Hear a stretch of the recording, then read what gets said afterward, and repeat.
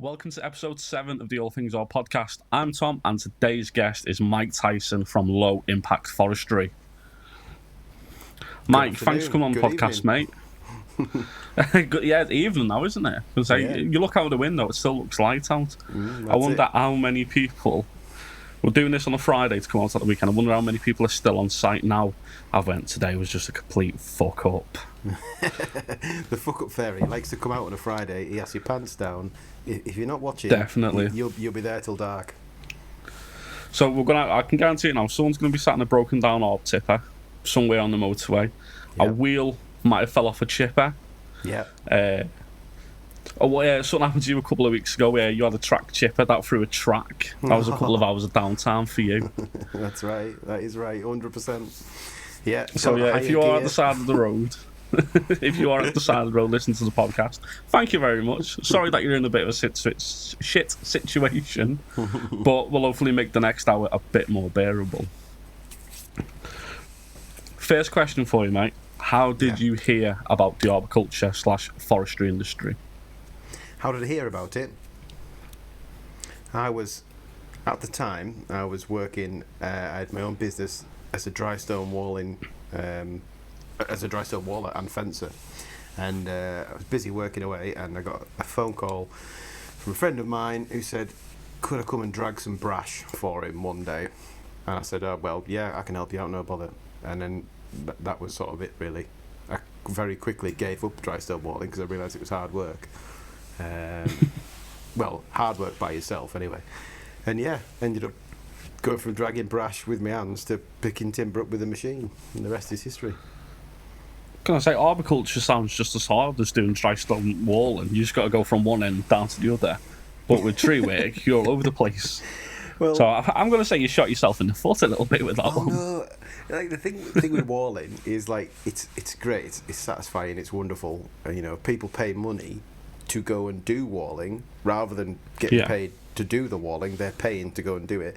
It is good, but when you're doing it as a commercial enterprise and you're working by yourself, it is hard work, because like 2 men can get more done in one day than 1 man can get done in 3 days. You know what I mean? It's like it's way quicker with more people, but yeah, it's I definitely made the right choice.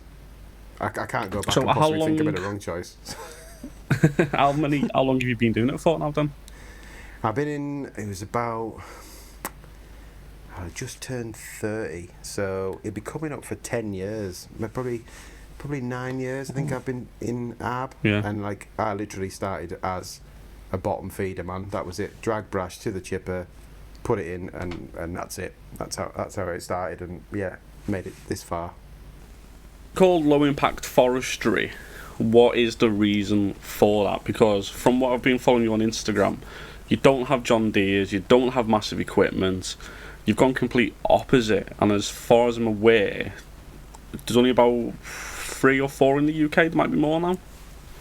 Yeah, that's right, mate. The thing with the low impact side of things, it's very niche. It's not like your big John Deere's, your big Komatsus, because my pockets aren't deep enough to get those. Not yet. Not yet. You never know. But yeah, it's very niche. The low impact side of it is, from an environmental point of view, it's good. But it's targeted more at like your first thinnings work, stuff that was traditionally wasted, stuff that would just be cut to waste and left is now a viable product through the biomass market, and that's where my machine comes in. The thing with my machine is I could bring it on the back of my trailer, drop it off, do a day's work, and go home again. That's it. There's no extra costs. The only haulage costs I've got are the diesel. That's it. There's no low loader costs, nothing like that you get with the bigger machines. It opens up a whole world of possibilities for exactly that low impact work. You would hardly even know I've been there. Because if no one's actually looked at what the logbullets is, what do you actually tow it with? So I tow it with a regular family 7-seater. It's a Mitsubishi Shogun. Admittedly, it's had a little bit of modifications done to it, so it's got beefed up rear suspension for towing. It's got off-road tyres. It's got a bit more grunt. But But yeah, it's a Shogun. You can take it, you can drive it, you can park it in Sainsbury's car park if you want. You know, it's the same as anything else, but it's got good towing capacity, so it's absolutely ideal. It does huff and puff a few times in the log bullets on the back, but I live in the Yorkshire Dales, so what do you expect? Yeah. Middle of nowhere. But at least when I first came across it, it looks like a Tonka toy. It's that small, but when you go, oh, I've had like a couple of ton on the back of it, and you just think, like, how the heck have you done that and not snapped it in half or took out one of the bolsters or anything? It beggars belief, really. Its capacity to work, it's unreal. It is just, unless you snap it in half, which I have done, it just keeps going. You've managed to do that? Yeah, snapped it clean in half. It was nowhere near as dramatic as it sounds. It was really, it was like a proper quintessential English snapping in half. It sort of went, I'm terribly sorry, I do appear to have snapped in half. I'm really sorry about that. We're going to have to stop work right now. And that's exactly what it was. It wasn't dramatic. It wasn't like hydraulic oil flying everywhere and flames. It just sort of went, I'm terribly sorry. I'm going to kneel down now, and just sort of snapped it I'm just going to have a rest. Thank you, sir. I've been on the estate all day and I need a rest. So like, it was me. Again, like the type of locations where I've seen the pictures. If you're not following Mike on Instagram, go and follow him, because he's getting so much better at his photography. It's Low Impact Forestry Ltd. Go and have a follow him. He's always posing on camera. He's always showing off the log bullet, what it's capable of doing and everything. Well, like, again, you don't work in a traditional forest as such. It's normally just the estates in and around the North Yorks. Yeah. Tell us a little bit about those estates. How do you manage to get the work, and how do you go about it all? I think in the first instance, getting the machine and getting in touch with a very well connected man locally, a fella called Sean. He was a great guy I knew him anyway, but it was good to sort of get to know him properly. And he saw the potential in the log bullet. Sean is the godfather of forestry in North Yorkshire. He really is. And he saw the potential. He's been on the biomass curve way before a lot of people were. The Ask estate there, Zetland estate in North Yorkshire, those boys were keen. So he said, come on, get the machine, give it a whirl, we'll see how it goes. And like a lot of things, countryside, small towns, word spreads. Sometimes it's bad, sometimes it's good, and in my instance it was good. The word spread that this machine was capable. The driver, he was a bit of a bell end, but he was actually alright. It wasn't too bad. He did a decent job, tidied up after himself. And that was it. Word of mouth. I've got a website, I've done the social media thing, which has grown, but at the first instance it was given that break by Sean, and then it just sort of out it went, and that was it really. And now I'm busy. So it's about 90 the timber that you harvest. Do you have to go in and fell it, or is it already being felled? It's a combination. Some estates have their own cutters who will come on board and do the cutting work, present it for me. Some is done by machine at the moment. I'm chasing an excavator setup. I think it must be about a 14 tonner with a harvesting head on it, so I'm chasing that. The majority of the work I do tends to be hand cut, which needs a certain breed of cutter. It's not the Rolls Royce work, but it's bread and butter work. It's good solid work. So most stuff is hand cut, and I like working with hand cutters. They're a rare breed in themselves. It's decent. Now I'm going to ask you a question. Are you a real forestry worker? Is it still, or is it Husqvarna for you? well, clearly I am. I'm at the pinnacle of forestry work because it's Husqvarna. There can be no other. I do own a pair of steel gloves, which they've got a hole in them, and I fell to pieces really quickly. I've got 2 steel loggers tapes. They both snapped really quickly as well. They're just piss poor quality, but I'll say I'm a bit of a still fanboy, because if you're watching the video of our podcast, go to YouTube, search All Things Our Podcast. You'll see behind me I've got the Still Timber Sports flags. So I'm a bit of a still fanboy. But I got Yeah, I got educated on some form of Husqvarna, whatever the equivalent to a 261 was, Right. and I got given a still, and I was like, "Oh, this is easy to use. I'll just stick with these ones forever." So, tell us what model saws have you got? What bars are you running and that?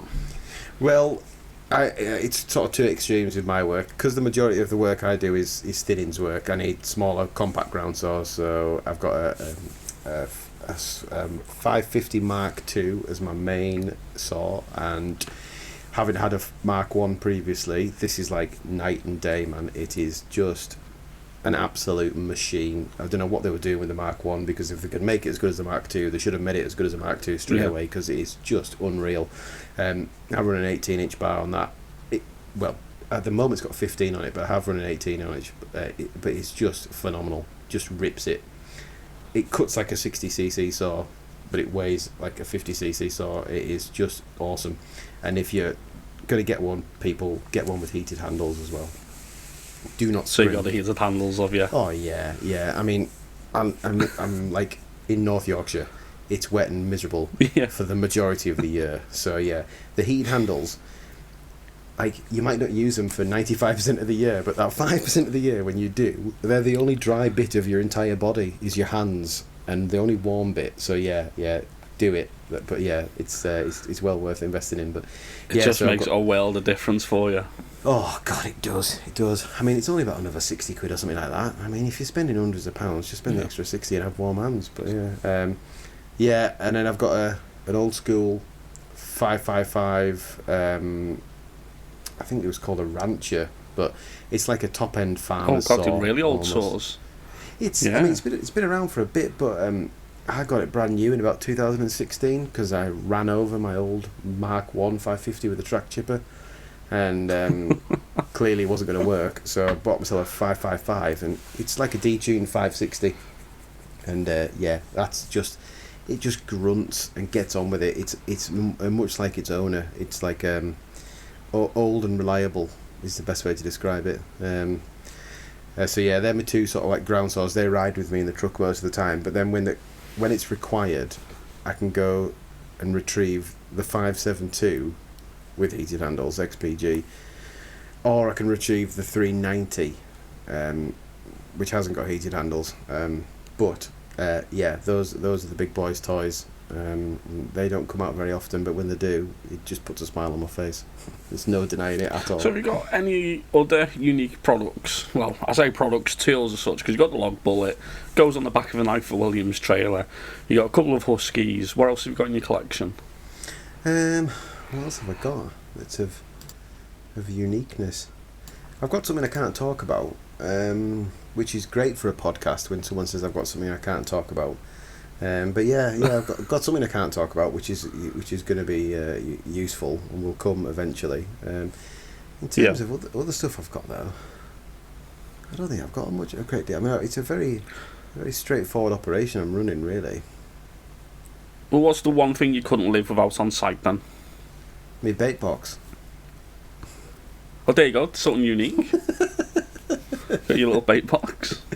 No, but my bait box, yeah, obviously you've got it's the first thing that goes in the truck. You can't forget your bait box.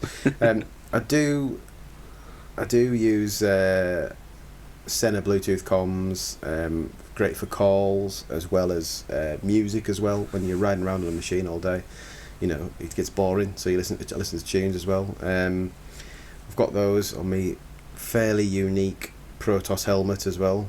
Your Iron Man helmet. Well, that's it. You had Thor on recently, didn't you? Well, now you've got Iron Man. I should be wearing it, shouldn't I?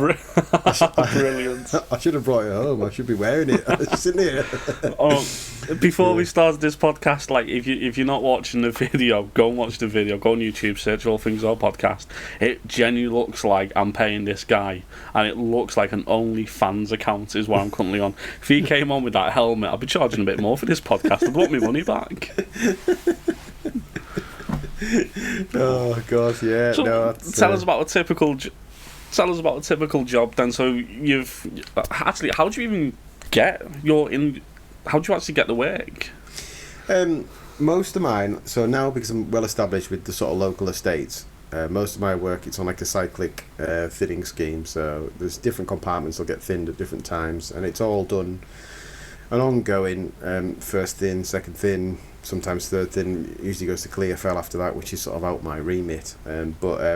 Yeah, mine's just on this sort of cyclic sort of system, and so I'll get a call from one of the estates saying they need X, Y, and Z doing soon, and I just schedule a time to come in. But bouncing back to what we talked about earlier, like the machine is so, it's so nimble, it's so agile, it's so easy to transport. Yeah.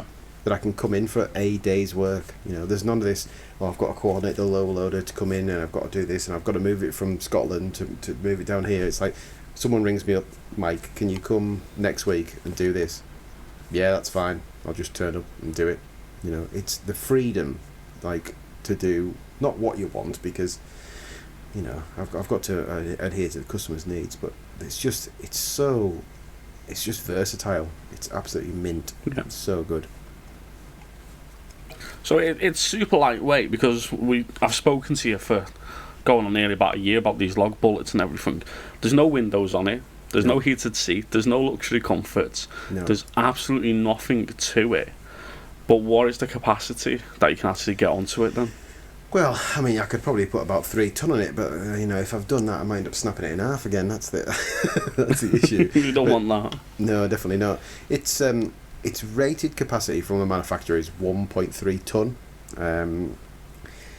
It's a bit of a hard one to gauge, though. If you're in freshly cut spruce, for example, it's weighty stuff. So you have to be familiar with what you're working with. You have to adjust your loads to that, and it kind of makes sense, because if you overload the machine, you're asking too much of every component, too much of the engine, too much of the drive system. It's actually slower to overload it. It's quicker to run it at capacity. If you're trying to flog it up a hill, overloaded with 2 tons on, all you're going to do is cause yourself trouble. So yeah, you run it as it should be, and you'll be fine. And I've learned that the hard way.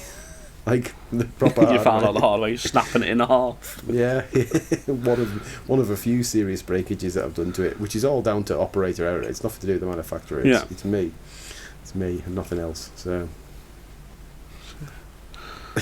how come you, because a lot of people go into forestry and they either be a hand cutter or they can be a machine operator. Or is it that you thought, there's a gap in the market, I can do the low impact stuff? A question I've always wanted to ask you: how did you actually come across the brand log bullet? So, I first came across the log bullet on Arb Talk as a guy called Jonathan Robinson. He's really sound bloke, so helpful, just enthusiastic is the way to certainly about forestry. Very enthusiastic. He got the first log bullet in the UK. He was the one who, he made the ballsy choice. He got it, imported it himself, put it to work, and it's been great for him. And I sort of followed his progress on Arb Talk. Thought, yeah, that looks pretty good. And at that time, I had an opportunity to invest in something and do something. I had a couple irons in the fire, and then when I thought about it, I thought, something, being in the woods is pretty decent. And I went down to Devon to go and see him. Had a look at the machine and was like, wow, yeah, this is it. This is good. This is really good. I like Instantly this. fell in love with it by the sounds. Yeah, and I mean that was like, is that 3 years ago? Could be either 2 or 3 years. I can't remember. The time just disappears. But from what I saw and the job he was doing, I thought, wow, there's not much else you get to do this other than some horses. You go and spunk a whole load of money and get something like an Ulster or a Rico or something like that, which is such a lot more money.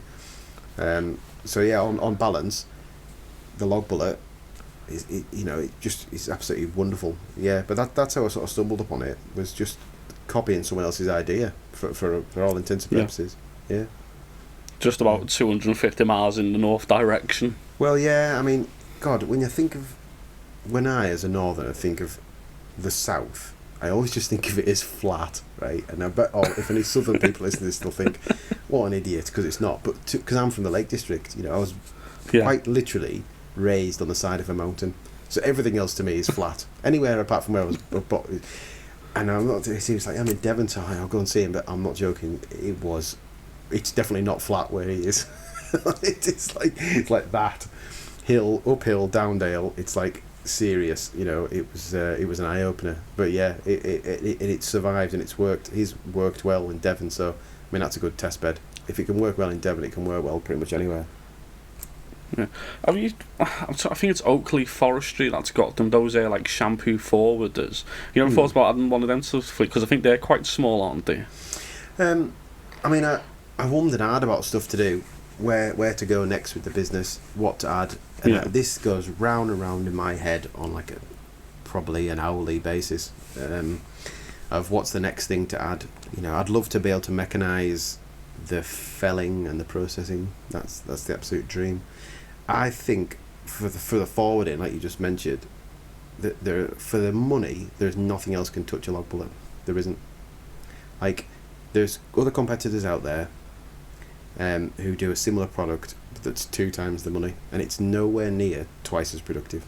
It's just not. It can't be. I mean, I've got it. Yeah. I've not. Is that? Yeah, go on, mate. Sorry. Sorry, mate. Is that purely just down to like how small it is, how versatile?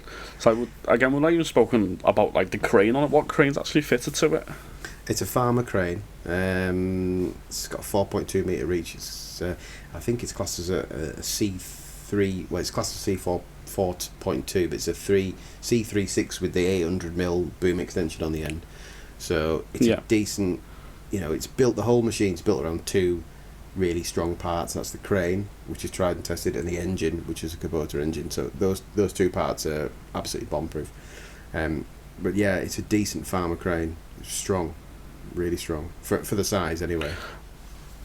Have you ever picked up any timber and you just felt the log bullet going, oh shit, we're about to start going over? Oh, daily. I mean, it's not necessarily, when you think about it, you think of like a great big lump of timber.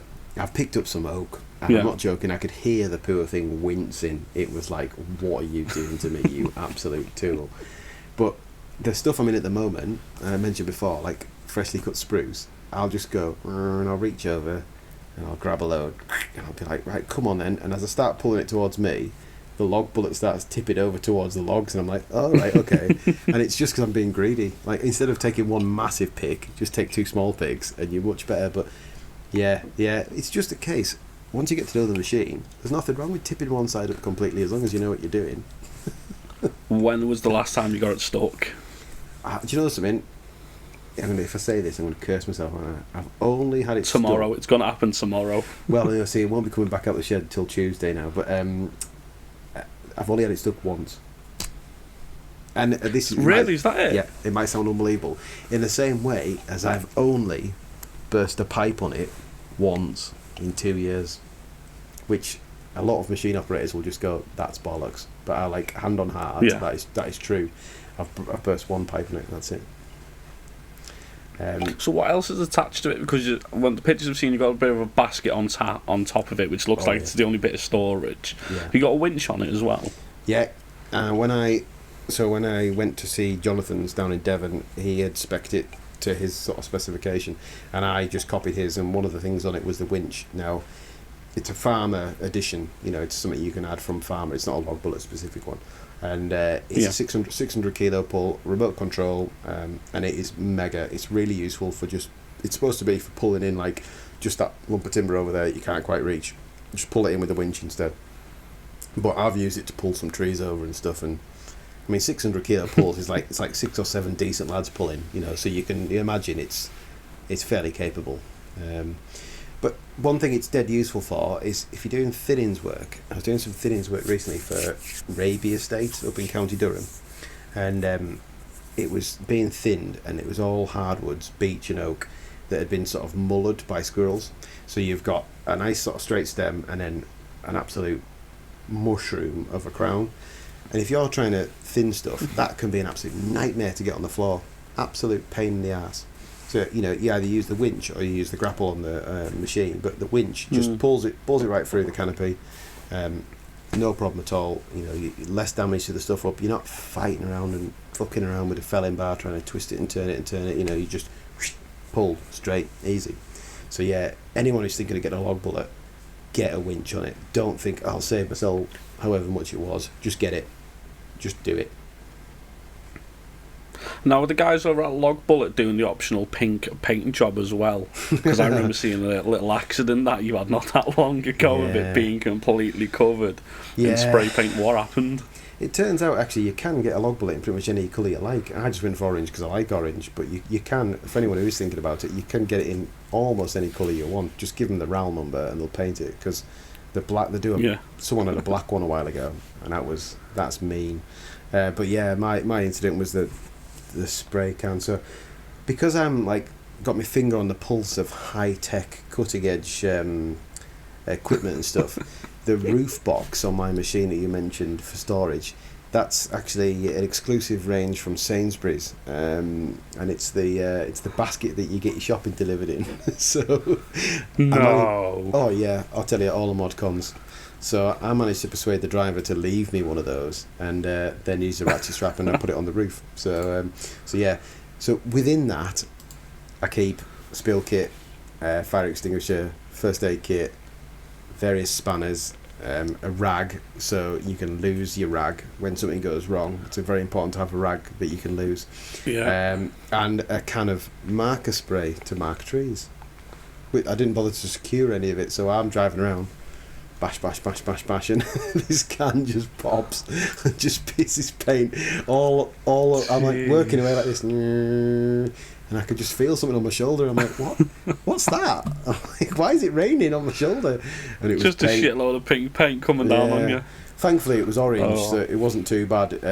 It's just not. Oh, was it orange paint? I thought it was pink. No, it's not quite the same. I do have pink marker paint, but it was orange, but it's not quite the same colour as the Husqvarna chainsaw. It went all over, all the log bullet, which are all the slightly different shade of orange. But someone said to me, it gives it a nice patina, having that, sort of worn look. Yes. It does. It does, doesn't it? It does. Yeah, so you said something before about growing the business, and you're like, I can't really say it on the podcast. You got to give us a bit of a clue what you're doing. Well. So actually, all right, I'll rephrase it, not to put you into a corner. What are you wanting to buy next? I've already bought it. You've already gone and bought it? I've already bought it, yeah. Well, but no, the big clue will be, I'm taking the business double-barrelled, which I think hopefully people can work it out from that. But I've added another vehicle to the fleet. Another tool to the collection. Another tool to the collection, yes, and all will be revealed in due course. But going further forward, I think one of the things I'm really quite interested in is one of the compact tractors, so like your Alpine tractors. The little ones from Carrera and BCS and a few like that. So there's a few guys I follow on Instagram, and they've got them, and the fact that you can sort of strap a 3 or 4 ton winch to it and get it into a similar place that you're going to get the log bullet is really, really good, because there are times where you need something with, I mentioned the 600 kilo pull winch on the log bullet, which is great, but there's times where you need a bit more if you've got a bit of a backliner or something like that. And so I really am very tempted by a little compact tractor, I must admit. And then it opens up a whole world of other possibilities as well, other than the winch, like mulchers, flails, all sorts. So I think that's something I might look at adding in the future. Yeah, so your USP is basically miniaturised equipment with massive trees as such. Have you ever thought of going, give it like 10-15 years down the line, I will try and go up a level, I will look at the log set, the Ponzi's, the John Deere's type of stuff, or is it always going to be a case of, I found a niche, it's really working. We're not even spoken about the biomass market yet, we'll get your thoughts on that in a minute. But have you ever thought about, I'm going to up the business, or I'm just going to, look, I've got a great group of lads, we've got the right machines, this is what we're going to do for the next, I don't know how many years. I think that you've hit the nail on the head, that's it. I mean, I know of people who have started small with the kind of machinery I've got, gone bigger, and then backtracked. For me, personally, this setup I've got at the moment is like the best balance between home and work. It's the best balance between enjoying your work and not having a headache from a logistical point of view. it's it fits my needs perfectly, and there is a demand for it. So I think if I was to go bigger, I'm going to end up competing with people who I currently work with. So I just can't see the need for it. I don't see the need for it. You know, people need me, and I need other people. And we have like a sort of cooperative locally that we work in, me and maybe 4 or 5 others, and everyone brings a little bit of something different to the table. So for me, I've got thinning work ahead of me for like a decade. You know, I honestly do not need to worry. Do not need to worry. It's what I've got works. All I've got to worry about is keeping it working. That's the thing. Like, you know, actually keeping it running, not breaking it. Yeah. Does most of the timber that you'll load it up onto the back of the log bullet, you'll then take it to like a landing zone as such. Mm-hmm. Does most of that then get turned just into the biomass? A lot of stuff does, yeah. I mean, the bulk of my work, certainly at the moment, is for one local estate. They have their own, and I mentioned it before, you know, Zetland Estate, who Sean, he's the forestry manager for. They have their own in-house biomass boilers. So they get another one of the guys mentioned from the cooperative earlier. He comes in with his Heisenberg chipper, he chips up, and it's all kept in-house. So, and people say, oh yeah, blimey, you could just buy it in. But when you look at it from an overall perspective, so what the estate are getting, they're getting their own supply of biomass timber, but they're also getting managed woodlands at the same time. So they're getting a thin, they're getting brashing done, you know, they're getting all the maintenance done. So yes, you could probably buy in timber potentially cheaper from somewhere else and get it chipped, but it's the other side of it that you're getting as well. And that's one of the big things with low impact forestry is it's not just about the end product of bringing timber out to the roadside, it's everything else that goes with it. You know, you're not getting destroyed woodlands, you're getting managed woodlands.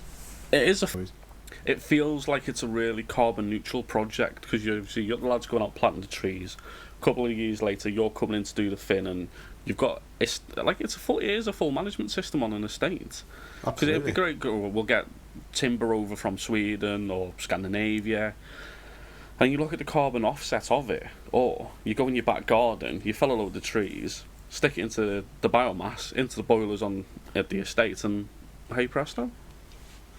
Well, that's it. Like, it's all the bigger picture of it. It does get a lot bigger when you start scratching away at the surface. It's not just me as a bearded middle-aged man going into the woods and picking up sticks. Like, I'm part of like a much bigger process, and like I love being part of that process. And it's although it's a big process, it can be very localized too. So like when I say it's a big process, there's you've got a local company I've got local lads felling the timber by hand, or I've got a local company using the machine to fell it. You've got a local company bringing it out, and then it's going to the local estate to be chipped by another local person to be used on that local estate's biomass. So like, you are keeping money and you are keeping work in that local I was just about to say that you're keeping the local economy running as well. You're not having to send it over to Europe or anywhere else. So it is an all-round success for everyone. It is. And I think, you know, there's some people, I'm sure there'd be some people out there would probably go, from a business perspective, it could be X amount of money cheaper to do it a different way. And that's great if that's all you're interested in. But a lot of the people I work for aren't just interested in the bottom line. You know, there's so much more layers to it. I think it's really refreshing to work with people where it's not just about the bottom line. You know, it's about the finish, it's about everything else that goes with it, and it's really, really satisfying. And that's, again, just to nip back on what we spoke about earlier, I've found this niche.